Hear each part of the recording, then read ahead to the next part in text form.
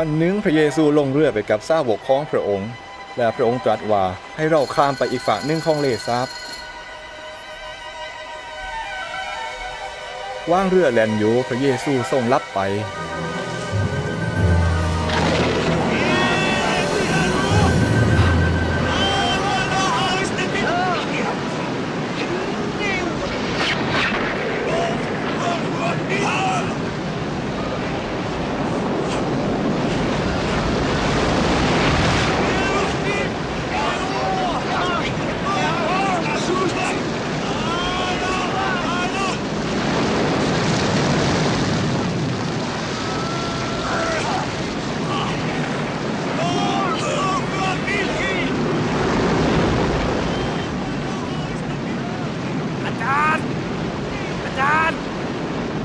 พระเยซู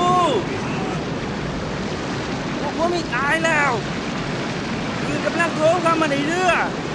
ทำใจกลมให้เราด้วย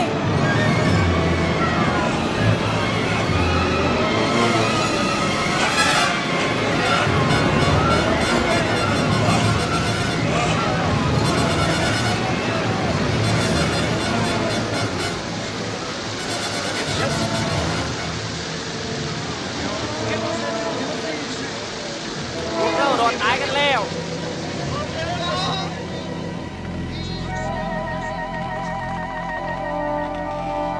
ความเชื่อไปในเม็ด